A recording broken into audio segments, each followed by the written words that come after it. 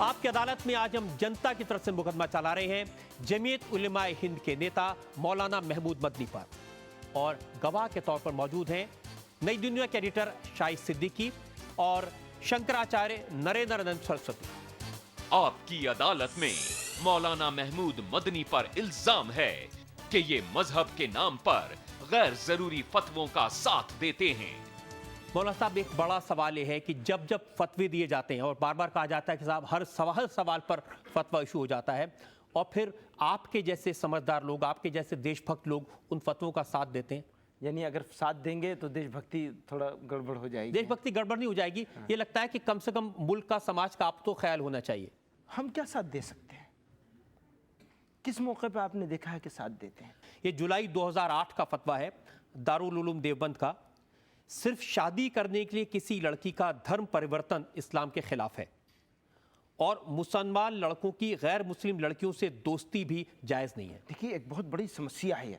हो क्या रहा है कि किसी को शादी करनी है दूसरी, और वो शादी नहीं कर सकता। शर्मा जी, आप नहीं कर सकते शादी, और करनी है तो आप क्या करेंगे कि आपने अपने आप को मुस्लिम डिक्लेयर कर दिया। हमने देखा चंद्रमोहन चांद मोहम्मद बन गए। जी जी, इसी के खिलाफ है ये, इसी के खिलाफ है ये फतवा। अब बताइए, ये प्रोग्रेसिव है या नहीं?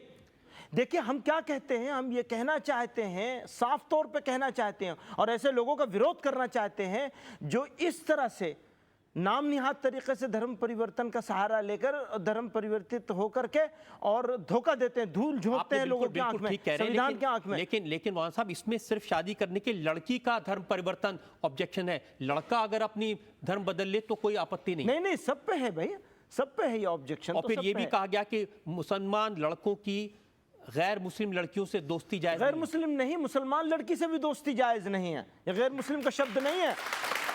आप दोस्ती करें, मिले, उठे बैठे, हाथ मिलाएं, ये करें, वो करें, गलत तरीके से रहें, ये तो शंकराचार्य जी भी इसको कहेंगे कि ये ठीक नहीं है, उचित नहीं है। आप भी सपोर्ट करते हैं कि लड़के लड़कियां दोस्ती ना करें आपस में? दोस्ती करें, दोस्ती करना बुरा नहीं है, प्रेम करें, लेकिन प्रेम को वासना की दृष्टि से ना देखा जाए।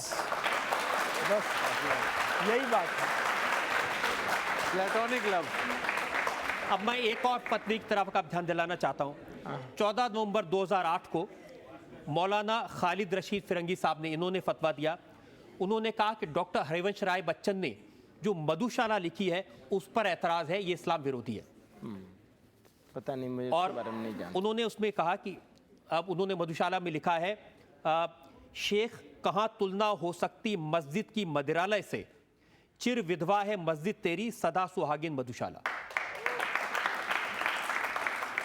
उन्होंने कहा है कि दोनों रहते एक न जब तक मस्जिद मंदिर में जाते, बैर बढ़ाते मस्जिद मंदिर मेल कराती मधुशाला। अब ये शायरों की जबान है, वो भी शायर थे। मैं इसके बारे में ज़्यादा नहीं जानता, और न मैं फतवा देने वाला आदमी हूँ, न मेरे पास ये कैपेबिलिटी है कि मैं फतवा दे सकूं। ऐसे फतवे का साथ देंगे या नहीं देंगे? मुझे नहीं मालूम है कि उन्होंने किस रोशनी में दिया है, क्या दिया है, क्यों दिया है। मैं इसके बारे में तहकीक कर लूँ, उसके बाद मैं हो सकता है इसका विरोध भी करूँ, हो सकता है इसको सपोर्ट भी करूँ। अभी मैं नहीं कह सकता, मैं इसके बारे में अवेयर नहीं हूँ। चलिए, मैं आपको एक और बताता हूँ जी।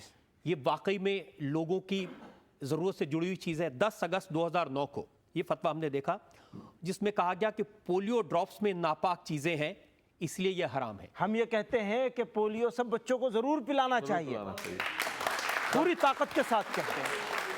पता नहीं कहाँ से फतवा आ गया है, कोई फतवा नहीं और है। अच्छे फतवे आपने जमा कर रखे हैं। रजत जी, आपको मुबारकबाद, धन्य हो। एक और फतवा मैंने जमा किया है जिसमें लिखा है कि जो शरीर का कोई अंग दान करना, आंखें, नेत्र दान करना, ये गैर इस्लामिक है। ये अभी इसके ऊपर कोई रिसर्च नहीं आई है सामने। मुझे इसके बारे में बहुत ज़्यादा मैं अवेयर नहीं हूँ कि ये क्या होना चाहिए और क्या कहा गया और कहाँ से फतवा आया है, लेकिन बहरहाल ये सीरियस इशू है, इसको देखना चाहिए। अगर ये फतवा लेकिन दिया, ये बड़ा साधारण सी बात नहीं। अगर किसी को कोई आदमी अपनी आंखें, ये कहा जाता है नेत्रदान तो महादान है, कोई आदमी अपनी हड्डियां देता है, कोई आदमी लंग्स देता है, कोई अपने लिवर देता है, कोई, और पूरे दुनिया में दिया जाता है, इसको लेकर के फतवा जारी करना कहाँ तक ठीक है? पता नहीं, देखिए हो सकता है ठीक भी हो, पर मैं इसके ऊपर अभी बहुत ज़्यादा कहने की पोजीशन में नहीं हूँ। आप ऐसे चीज़ों में ये कह के बच जाते हैं कि कहने की पोजीशन में नहीं। आप जरूर मेरे ऊपर मुजरिम साबित कर दीजिए बच जाने का, क्या कर सकता हूँ। और ब्लड डोनेशन? ब्लड डोनेशन बिल्कुल करना ही चाहिए, मैं तो समझता हूँ और मैं भी करना चाहता हूँ लोगों जब वो हो सकता है तो नेतृत्व अगर आप ऐसी करना बात चाहिए, ज़रूरत है और करना चाहिए बिल्कुल। ब्लड डोनेशन तो बिल्कुल ज़रूरी करना चाहिए बिल्कुल। अब मुझे लगता है कि आपके खिलाफ भी कोई फतवा जारी हो जाएगा। आपकी अदालत से तो हो ही जाएगा, मुझे मालूम है बहुत सारी चीज़ें ऐसी हैं। इनके जो दादा थे मौलाना हुसैन अहमद मदनी रहमतुल्लाह अलैह जी, उनके खिलाफ फतवा जारी कर दिया था, कुछ उलमा ने सर सैयद अहमद खान के खिलाफ कर दिया था। तो फतवे तो यहाँ पर जो उलमाए हक हैं उनके खिलाफ हमेशा जारी हुए हैं। मौलाना साहब, एक एरिया है जिसमें आपने बहुत काम किया, आतंकवाद के खिलाफ आपने लड़ाई लड़ी है, आपने एक अभियान छेड़ा है, लेकिन इस अभियान को लेकर बहुत सारे सवाल हमारे पास में हैं। आपकी अदालत में मौलाना महमूद मदनी पर जनता के मुकदमे का एक और दौर, एक ब्रेक के बाद। आपके प्रयासों से फतवा जारी हुआ कि मुसलमानों को आतंकवाद के खिलाफ, टेररिज्म के खिलाफ लड़ना चाहिए। ये काम हमारा नहीं है, हमारा काम तो अपने लोगों को अवेयर करना है। हम अपने लोगों के ऊपर कंट्रोल कर सकते हैं, पड़ोस के मुल्क को जाकर हम कंट्रोल नहीं कर सकते।